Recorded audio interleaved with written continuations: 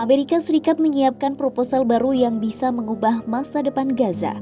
Melalui proposal baru ini, kelompok bersenjata Palestina diminta menyerahkan sebagian besar senjatanya sebagai bagian dari rencana perdamaian.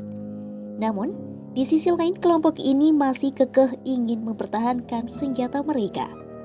Lalu, apakah proposal baru ini menjadi langkah menuju stabilitas atau justru titik baru perdebatan?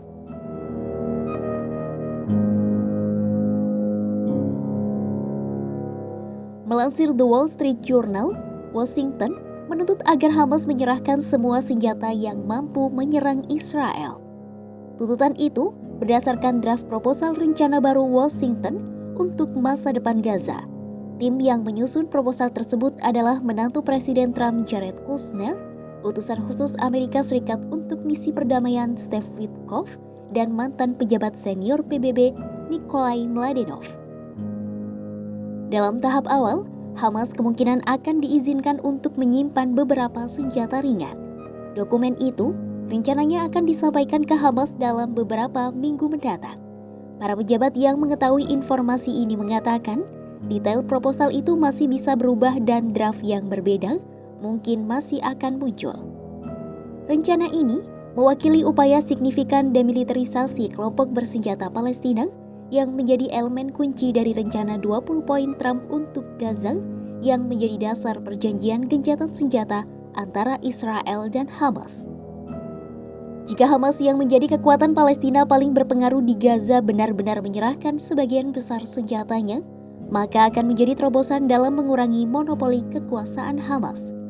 Juru bicara Gedung Putih Dylan Johnson mengatakan, pemerintah Trump mengharapkan Hamas untuk melucuti senjata dan melaksanakan rencana 20 poin. Washington disebutnya bekerja sama erat dengan semua pihak dan mediator untuk memastikan implementasi penuh rencana tersebut dan memajukan kerangka keamanan yang berkelanjutan yang mendukung stabilitas jangka panjang di kawasan dan kemakmuran Gaza. Namun, belum jelas siapa yang akan mengambil alih kepemilikan senjata yang seharusnya diserahkan Hamas atau bagaimana proses tersebut akan dilakukan. Bulan lalu, Kushner dalam pemaparannya di Davos, Swiss mengatakan, langkah-langkah selanjutnya untuk demilitarisasi Gaza adalah penonaktifan segera senjata berat Hamas. Selain itu, senjata pribadi juga akan didaftarkan dan dinonaktifkan seiring dengan pemerintahan Palestina yang baru mengambil alih keamanan di wilayah tersebut.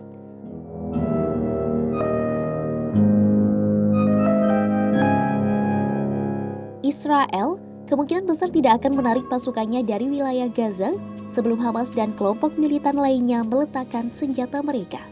Sejak awal, Tel Aviv menolak menerima apapun selain demilitarisasi penuh Gaza dan berjanji untuk mencabut kemampuan Hamas guna melancarkan serangan lain terhadap negaranya.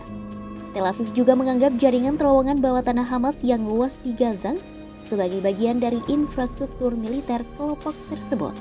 Selain itu, tanpa demilitarisasi, Dewan Perdamaian baru Trump akan kesulitan untuk mewujudkan langkah-langkah dari rencana 20 poinnya.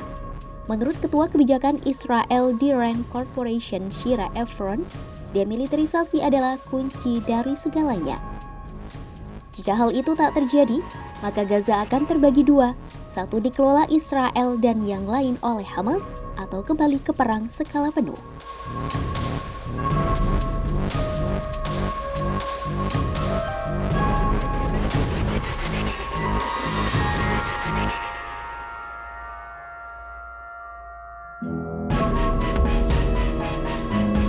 Hamas belum menyatakan secara terbuka apakah mereka akan menyerahkan senjatanya.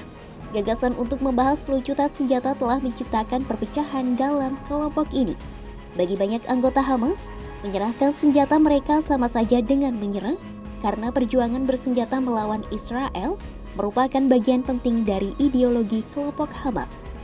Hamas pun mungkin tidak akan menyerahkan senjatanya untuk mempertahankan kendali di Gaza. Seorang pejabat senior Hamas, Khalid Meshal, menyatakan Hamas ingin mempertahankan senjatanya tetapi tidak berencana untuk menggunakannya dalam waktu dekat.